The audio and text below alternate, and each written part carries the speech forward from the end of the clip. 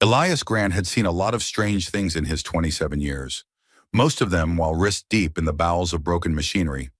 There were fuses that sparked when they were supposed to be dormant, coffee dispensers that hissed in Morse code, and one memorable occasion when a waste recycler developed sentience and tried to unionize.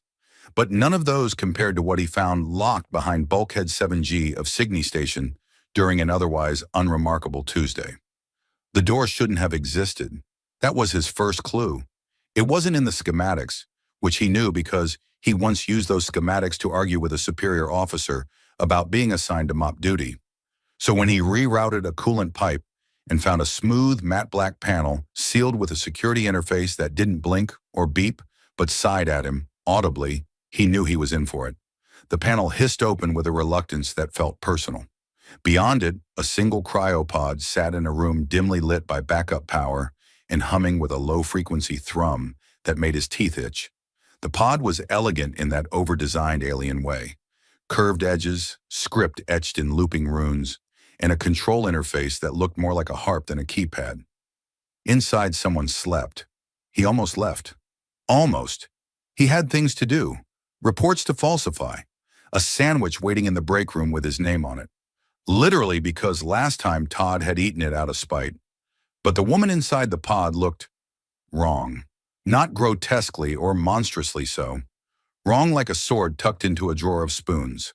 She was pale, not sickly but moonlit, her hair ink black and spread like a shadow across the cryofoam. And her ears, long, tapered like blades, with delicate curves that caught the emergency lights like carved crystal. Her eyes were closed, which he appreciated, because he had the distinct feeling that if she opened them and looked at him, he might start confessing things he hadn't even done yet. So naturally, he poked a button.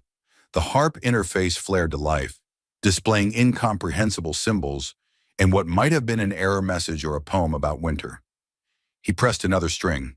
The pod hissed. Lights cycled. And then, of course, an alarm began to sound in a frequency only deeply unprepared humans could hear. Elias scrambled for the shutoff, but it was too late. The pod released its seals with a soft chime, like an ancient cash register preparing to ruin someone's day. She opened her eyes. Not red, not glowing, not anything expected. Just a stormy, stormy gray, deep and disinterested, like someone who had once conquered a city and found the experience disappointing. She sat up slowly, then looked at him with the kind of expression people usually reserved for realizing they were out of milk halfway through pouring cereal. "You are not one of mine," she said. Her voice was silk caught on a blade. Elias smiled the way someone does when caught holding a plasma torch next to a ruptured fuel line. "Technician Grant, Signey Station. Welcome?" She tilted her head. "Did you free me?" He hesitated. "Technically, yes." A long pause. "Why?" That was a tricky one. Curiosity sounded irresponsible. Loneliness sounded pathetic. And I was trying to avoid cleaning a vapor separator. Didn't exactly scream heroic. "I'm a people person," he said instead. She stared at him. He wondered if she was telepathic. She had the look of someone silently judging his cholesterol. Finally, she stood, fluid and tall, and stepped from the pod with a kind of grace that made gravity seem optional. Her long ears twitched as she took in the room. "How long was I frozen?" Elias checked the readout. "Looks like 87 years? Give or take a decade. Also, someone set your cryo unit to meat locker, so you might be a little stiff." She blinked. "And you? You found me by accident?" "Yes." "You are not being tracked?" He glanced over his shoulder. "Not more than usual. My supervisor does like to monitor bathroom breaks." She squinted. "You are strange." "I get that a lot." She nodded once, then walked past him. No thanks. No demand. Just a silent glide toward the hallway like she owned the place, and everyone else was renting at best. Elias stared after her, then realized two things. One, she was headed toward the restricted wing.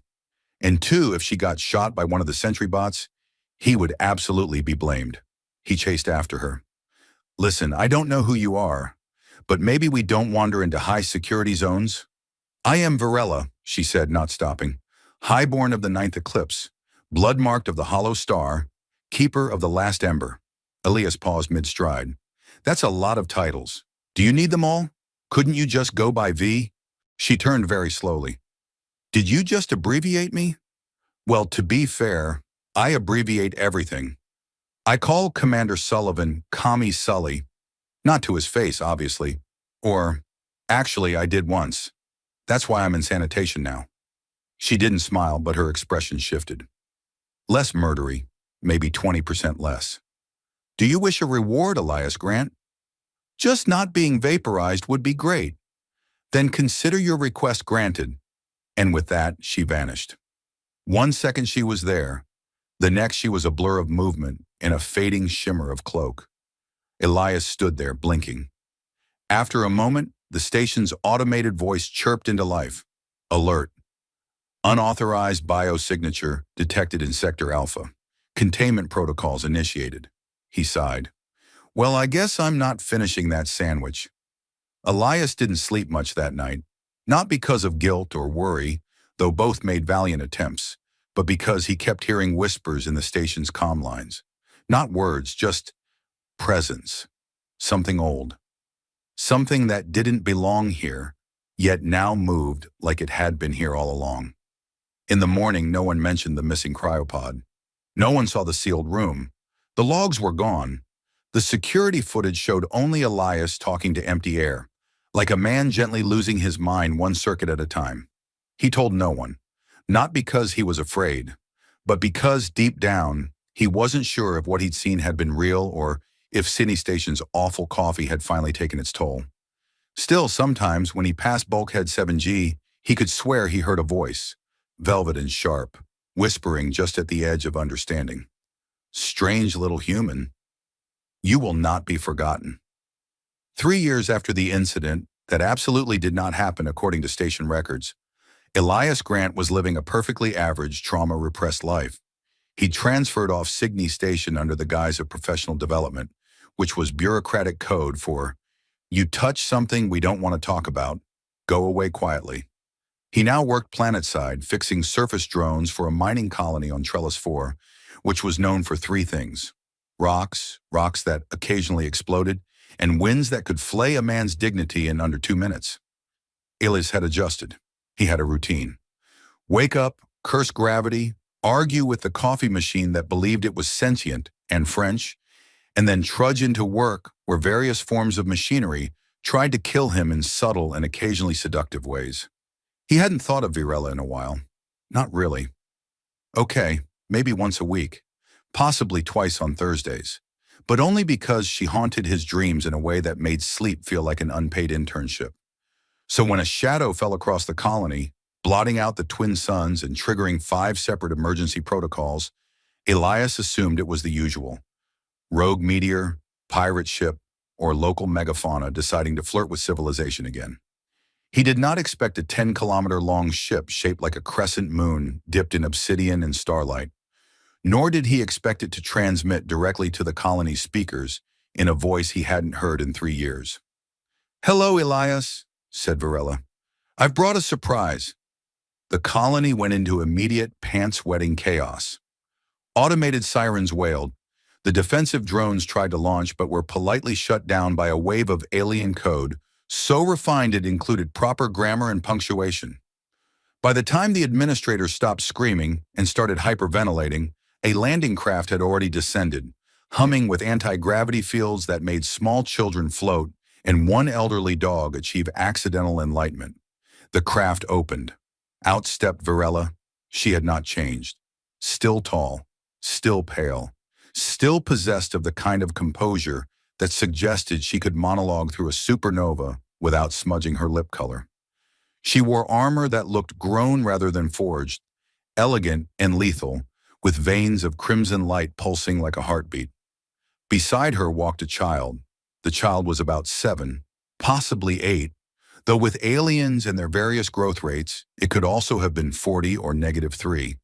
They had white hair so fluffy it might qualify as a weapon and long ears that stuck out proudly like antennae, picking up the secrets of the universe. Their eyes were a pale gold, curious and fierce, and they looked up at Elias like he was a particularly interesting lab rat. I named her Ara, said Virella.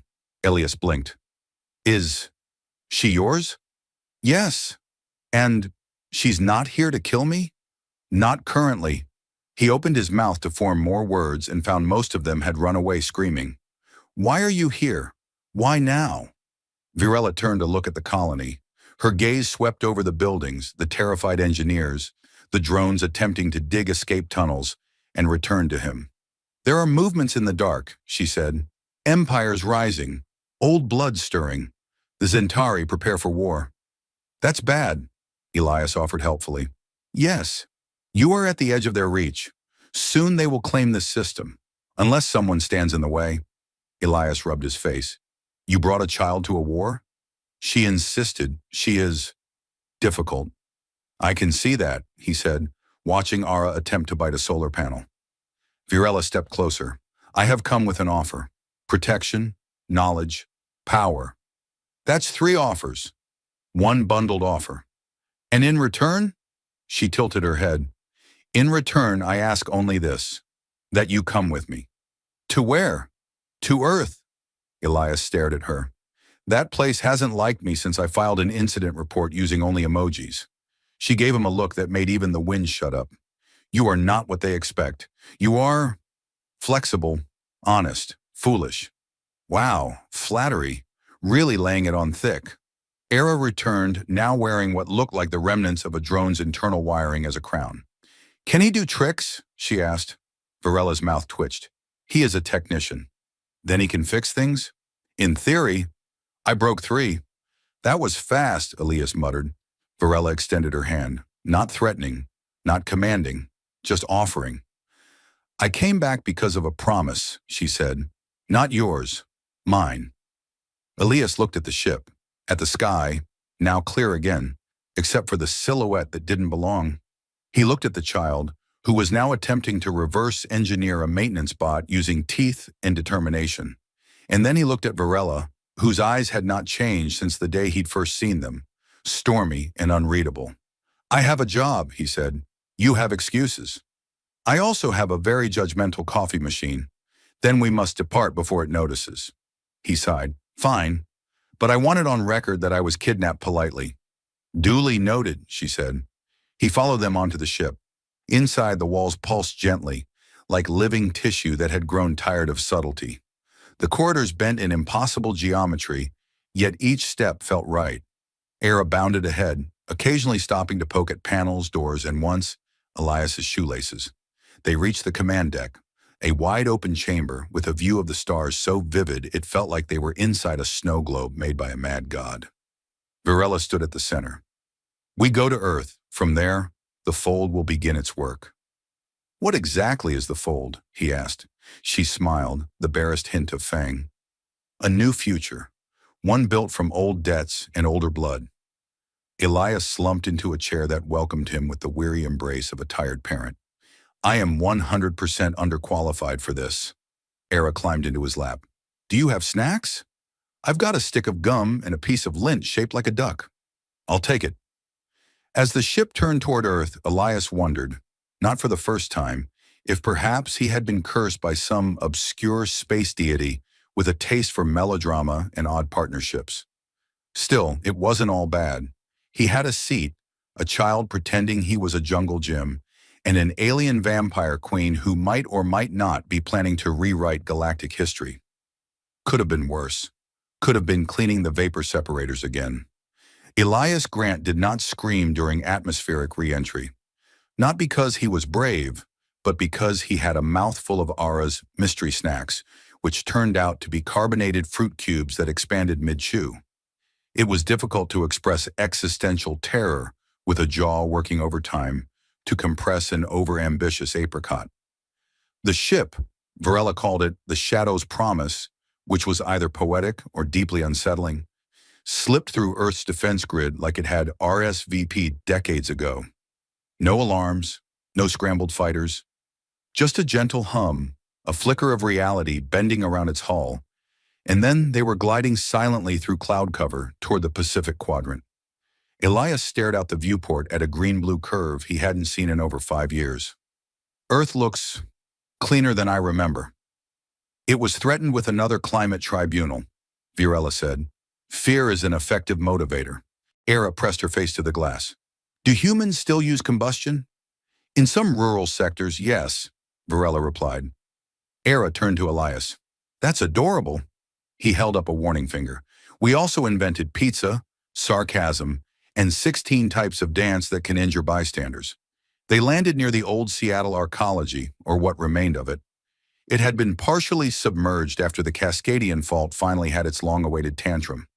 Now it stood like a shattered tooth rising from the sea, inhabited only by aquatic researchers, independent archivists, and whatever else survived the bureaucratic funding cuts. Their arrival went unnoticed by anyone not actively watching sky anomalies, which on Earth had become a genre of live-stream content somewhere between weather cam and conspiracy hammock. The trio disembarked into salt-heavy air and the sound of gulls arguing over a discarded solar panel. Ilias took a deep breath. Ah, home, where the air tastes like battery acid and fish crimes. Virella ignored him and activated a slim control disk, projecting a three-dimensional map mid-air. We seek a signal. Era poked the map. This one? That is Australia. Close enough. Virella zoomed in on the western North America region, where a pulsing glyph flickered with increasing urgency. A distress beacon, Elias said. Old, she replied. Predates your current technology cycle. Analog bones with digital flesh. So, a space zombie signal? Essentially, Elias shrugged. Of course. Why not? They made their way through half-flooded corridors and algae-furred walkways. The arcology, once a marvel of green engineering, now resembled a particularly artistic shipwreck. Solar vines clung to glass domes. Vertical gardens had gone feral. Somewhere, a ferret in a lab coat made eye contact with Elias and then vanished like a ghost with tenure. The beacon pulsed from beneath the central archive chamber, buried under a collapsed floor and guarded by a rusted exosuit in a pose that suggested it had gone down heroically or tripped during a dramatic exit. Virella crouched beside it. This armor, human design, but with alien sigils. Elias knelt too, brushing off barnacle-like growths. Looks like someone modified it. Ara found a panel embedded in the wall. There's power, kinda, like a toaster on its last prayer. Elias cracked his knuckles and began rewiring, humming a tune only someone raised on 22nd century sitcoms would recognize. After several sparks, 3 minor curses, and one moment where he accidentally rerouted his own biometrics through a fish recognition algorithm, the beacon sprang to life. A projection flared. Not a message. A face. It was a man. Mid-40s, maybe older, with tired eyes and an old-world military uniform. Unispec colors, but a rogue patch on the shoulder. A silver fang over a black sun. I don't have long, the recording said. If you're seeing this, the fold didn't stop. They never stop. Virella froze. He knew. Ilias leaned closer. Who is this?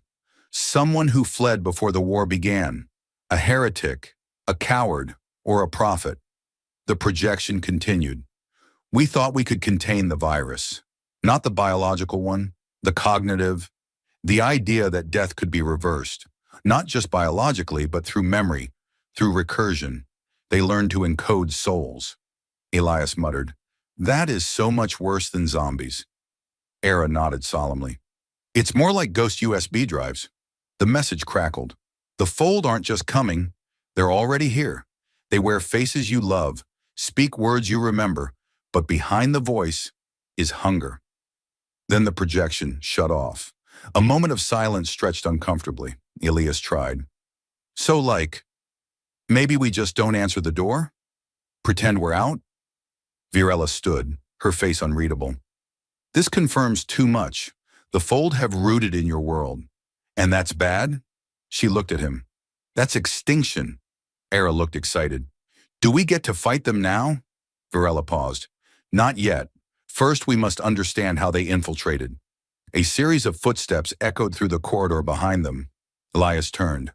Please be friendly, mutant otters. Please be friendly, mutant. A dozen figures emerged. Human, mostly. Their eyes glowed faintly blue. Their movements were slightly out of sync with gravity, like they were being puppeted through a medium one layer removed from reality. The one in front smiled with a mouth full of too many teeth. "You should not have activated the beacon," it said. Elias stepped back. "Yup, definitely not otters." Varela moved in front of him, her armor shimmering. "Era." Position Ara drew a slingshot. It looked childish. It wasn't. Elias whispered, "That thing fire plasma?" "No," she whispered back. "Worse. Nanite-bonded chewing gum." The first creature lunged. Varela caught it midair, twisted, and slammed it against the wall. It convulsed, then disintegrated into a burst of shimmering dust that smelled faintly of burning memories. Elias ducked behind a console. This was supposed to be a surprise visit. The corridor erupted into chaos. Ara zipped between legs, firing gum blobs that erupted into sticky prisons. Varela fought like physics owed her money. Elias did what he did best, tried not to die while muttering sarcastic commentary under his breath. After 5 minutes of fighting, the corridor was quiet again. Only one figure remained, half melted but still speaking. "You cannot stop the fold. We are already in your songs, your stories, your myths." Elias threw a wrench. It thunked off the creature's head. "Worth a shot," he said. The creature dissolved. Varela stood over the remains. "They are testing us, probing." Elias wiped his face. "Well, consider me thoroughly probed." Era squinted at him. "That sounded wrong." "It was intentionally wrong," he muttered. They exited the arcology through a side corridor, moving faster now. Varela finally spoke. "We must find the next source. The Fold use ancient transmitters to leap across memory and time. If we can destroy them..." Elias held up a hand. "Wait, time?" She looked at him. "Did I not mention time?" "No." "Ah, then this will get more complicated." The problem with chasing time anomalies is that they rarely hold still long enough to be reasoned with. Elias found this out the hard way when he stepped into what he thought was an elevator and ended up in 1974 for 11 seconds, during which he apparently offended a barbershop quartet and bought a commemorative spoon. He reappeared beside Varela and Ara just as the spoon disintegrated into dust and regret. "This is ridiculous," he muttered, checking himself for sideburns. "We need a manual, or a psychic map, or at the very least, someone whose job title is Temporal Safety Coordinator." Era looked delighted. "You made it. Did you see Disco?" "No, but I smelled it," he replied. They were somewhere in Greenland, or what remained of it. The glaciers had retreated decades ago, replaced by data farms and climate reparation parks, and then abandoned when the solar flares of 2171 fried half the northern hemisphere's satellite grid. Now it was a haven for the weird, the independent, and the irreparably nostalgic. The perfect hiding place for a Fold transmitter. Their ride was a skimmer that looked like someone had merged a manta ray with a hovercraft. Varela piloted it with one hand and an expression that suggested she was doing long division in her head, while simultaneously plotting 6 political coups. Elias rode shotgun, trying not to sneeze from the pollen clouds that had evolved sapient grudges. Era sat in the back, working on what looked like a handheld disassembler and occasionally muttering things like, "Yes, yes." "Grow, my child." They reached the ruins of an old research outpost built into the side of a frozen ridge. Half the building was buried in frost.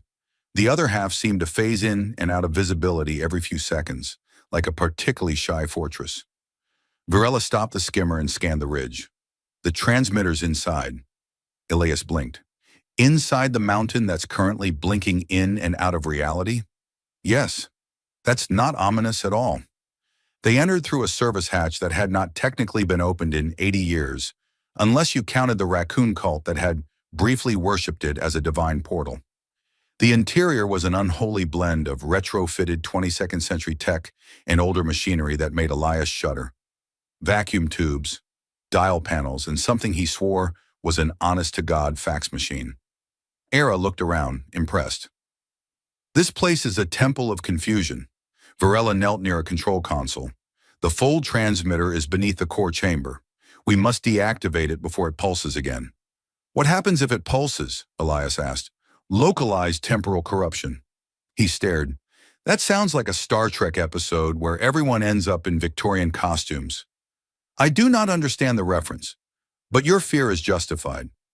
They reached the central chamber, where the walls hummed with energy that felt like static made of whispers.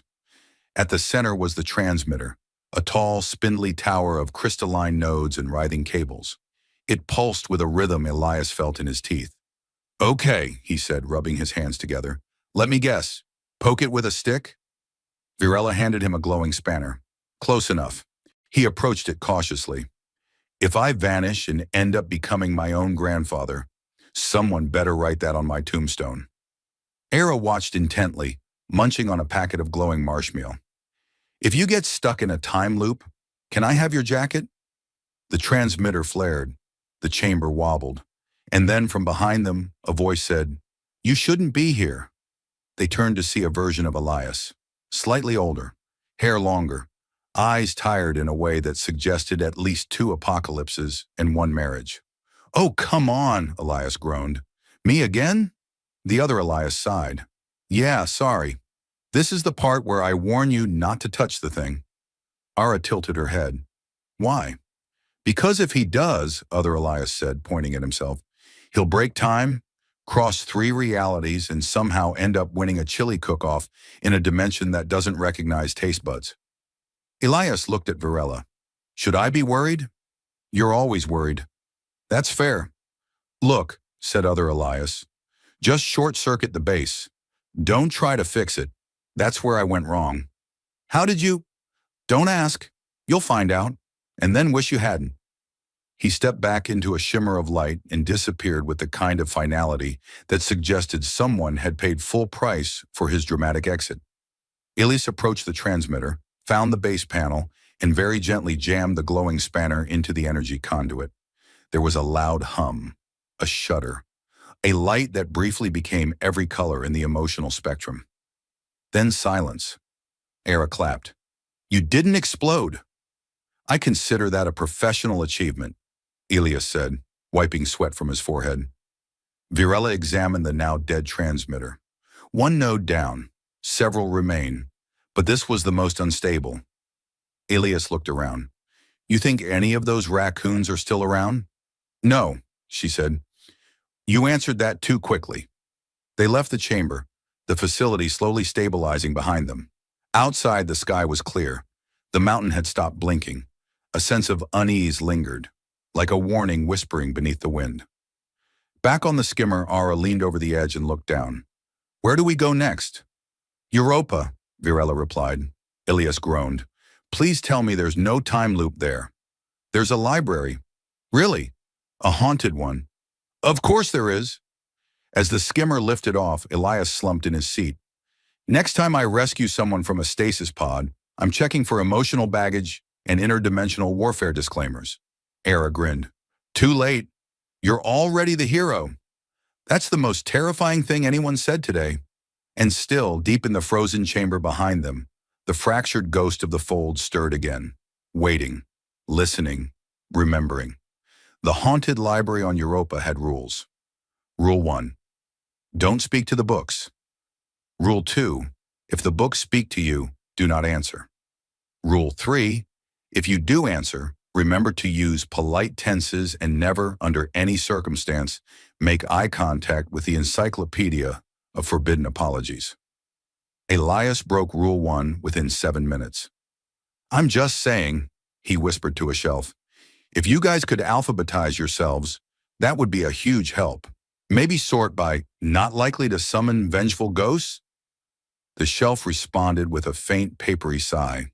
Ara was already halfway up the central spire on her grappling boots, attempting to bypass what she called the floating memory maze, by quoting children's rhymes backward while eating freeze-dried noodles. It was unclear whether this was a recognized technique or just something she enjoyed. Virella moved with purposeful silence, her armored presence setting off faint whispers from ancient data scrolls. She carried the final beacon fragment in her pack, a shimmering sphere encoded with the Fold's origin sequence. According to everything they'd uncovered, if they could align that fragment with the library's chronocore, it would reverse the Fold's spread and collapse their recursion field, like a house of very angry cards. Elias caught up with her on the upper tier, where a mechanical librarian hovered with 12 limbs and an expression that somehow conveyed exhausted disdain. I didn't even touch the forbidden section, Elias explained. The librarian extended a tentacle and handed him a citation. For thinking about it, it said in a voice like falling ash.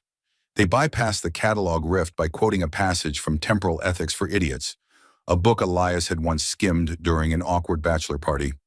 This allowed them access to the chronovault, where time itself was stored like soup in multi-dimensional thermoses. Era joined them, upside down and giggling. I found a book that told me how I die. Apparently I choke on a tactical marshmallow. Not if I get there first, Elias muttered. Varela set the fragment in place. The vault shimmered. Time twisted. And then the fold arrived. They didn't storm in. They didn't explode. They unfolded, quietly, horribly, like bad memories turning into real people. 12 forms shaped from sorrow and forgotten laughter, wearing the faces of those long dead. One of them looked like Elias's old teacher. Another, terrifyingly, resembled a sandwich he once threw away in college. They'll try to confuse you, Varela said. Already confused, Elias replied. The fold advanced. Era launched the gum cannon, which now operated on sheer optimism and sour apple flavor. Varela stood at the chronocore, reciting an activation chant composed of mathematical insults. Elias ran toward the center, holding a stabilizer coil and a wrench, which in his hands was practically a love letter to entropy. The fold tried to speak, but Elias was faster. Nope, he said, pointing the wrench. We're closing the tab. Time's up. Get your spooky narrative nonsense out of our reality and take your weird time loop subscription with you. The chronocore surged. Varela activated the sequence. The fold shrieked, but not aloud. They unraveled in silence, sucked back into whatever pocket of broken time had spawned them. Their forms flickered, melted, and dissolved like ink spilled across dimensions. The library shimmered, then stilled. Era floated down, hair full of bioluminescent bookmarks. Did we win? Elias checked his hands. Still human, still hungry. I call that a win. Varela turned, her expression softer than usual. The recursion is ending. Time is realigning. The fold cannot cross again, not without being invited. Elias eyed her. So don't open any mysterious envelopes. Got it. They exited the library under flickering lights. The skimmer was waiting. As they ascended through Europa's icy atmosphere, Elias looked back one last time. I used to think saving someone was just a one-time deal, he said. You make a choice, feel good about it, and move on. Varela sat beside him, her eyes on the stars. But it's not. Saving someone, sometimes it loops back, sometimes it saves you. Era passed him a marshmallow. Sentimental Elias is my third favorite version of you. He grinned. What's second? Wrench-wielding, chaos gremlin. And first? The one who made Varela laugh that one time. Varela did not smile, but she did nudge Elias gently with her shoulder. You changed, she said. So did you, he replied. The ship curved through the orbit and set course for Earth. Below, the planet was still imperfect, still messy, still beautiful, and safer now, at least from the fold. Elias sat back, arms behind his head. So, what now? Varela looked ahead. There are other fragments, other threats. The galaxy is vast. Era raised a hand. Can we stop for noodles first? Elias nodded. And ice cream. Definitely ice cream. The stars stretched ahead. Behind them, time settled. The future, uncertain, uncooperative, and occasionally hilarious, awaited. They flew on, together.